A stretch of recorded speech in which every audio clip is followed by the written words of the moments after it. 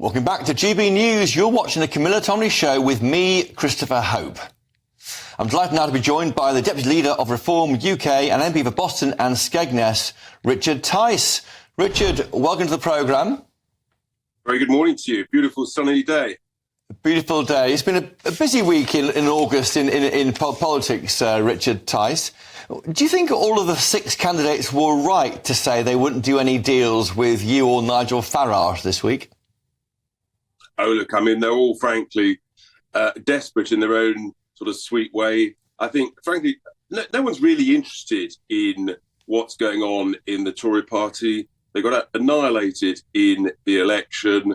They seem completely invisible. We're the only people that are actually talking about immigration. Priti Patel seems to have completely given up on it. She's proud of her record of emboldening mass immigration between 2021 until now, and she won't even leave the ECHR. These are things about which actually the majority of the British people, I think, are settled.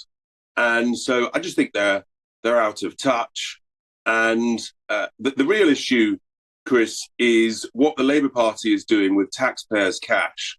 We're now on a sort of an escalator ever upwards of union demands for ever bigger pay rises.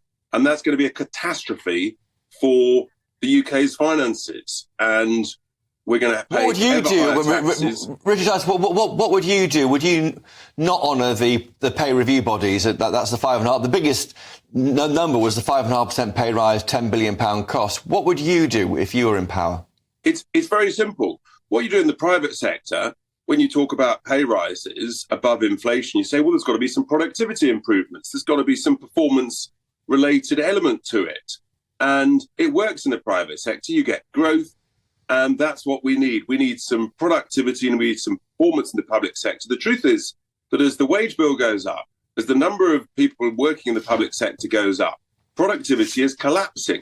And it is sending our taxes to 70-year highs. And yet what works out there? The truth is almost nothing does work. And you're seeing a sort of a never-ending sort of leapfrog process between the unions in the public sector to get ever higher pay rises. And this will be, this is a serious early warning sign for everybody. It's a day, a week, a month, a quarter, a year of reckoning, frankly.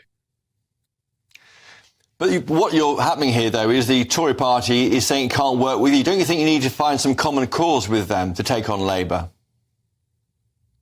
Well, look, the reality is that we did so well in the election because we set out common sense policies about making work pay by lifting the income tax threshold to £20,000, about freezing immigration so that, again, you make work pay, you ease pressure on housing, on healthcare and these things. And the Tory party, they're not interested in any of that. They don't seem to want to control immigration at all.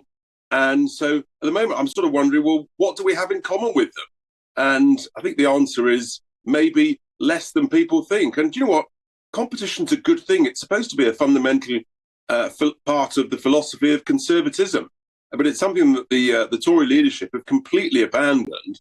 They don't own the right to be the alternative to Labour.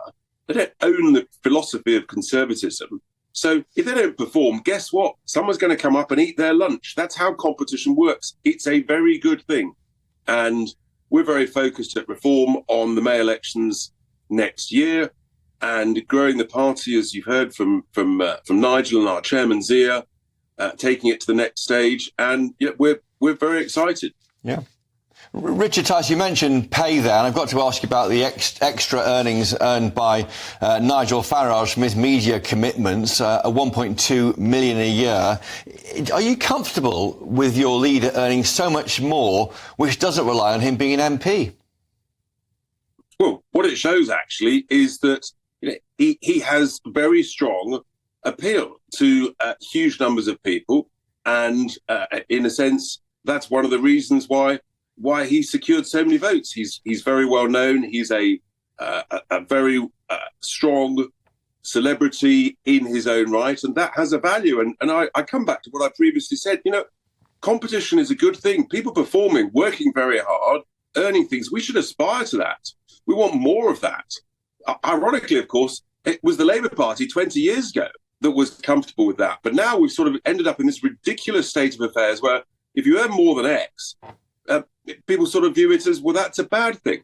Maybe actually we need to create some growth, some hard work, some aspiration, some motivation, because that's the thing missing in this economy. Even with you, though, Richard, you got four directorships, a partnership. You get £40,000 from a job that doesn't involve being an MP. Are you focused on the job?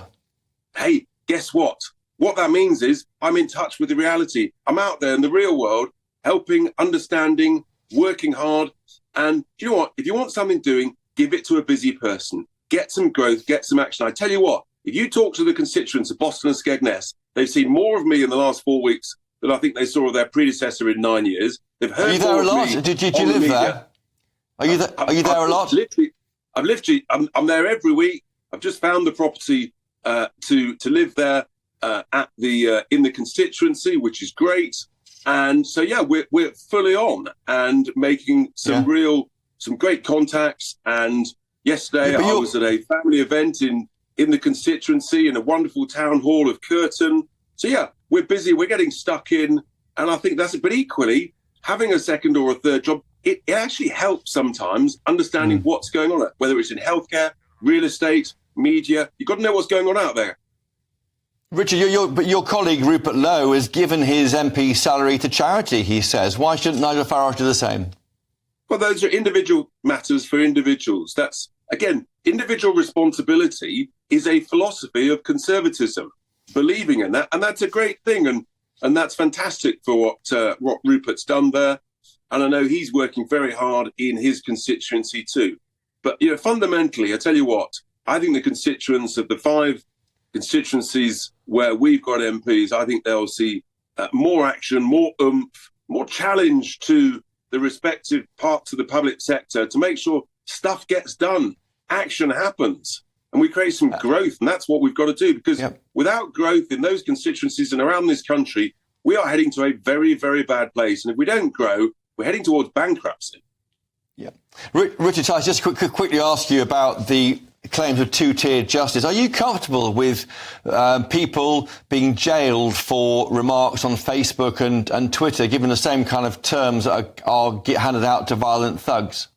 No, I think it's absolutely ridiculous. I've been one of the strongest critics of this policies. It seems that you can rape people and not go to jail, but if you put out a piece of information that you, in all seriousness, thought was genuine, it turns out to be incorrect. If you're from the right, then you get arrested. If you're from the left, from one of those sort of various organisations like Hope Not Hate, you put out deliberate misinformation like Nick Lowes did, then he didn't even apologise for it. Talk about threatening acid being thrown over a woman. Absolutely appalling. We've got two-tier politics, two-tier policing and two-tier justice. And it's a very, very dangerous, slippery road to be going down.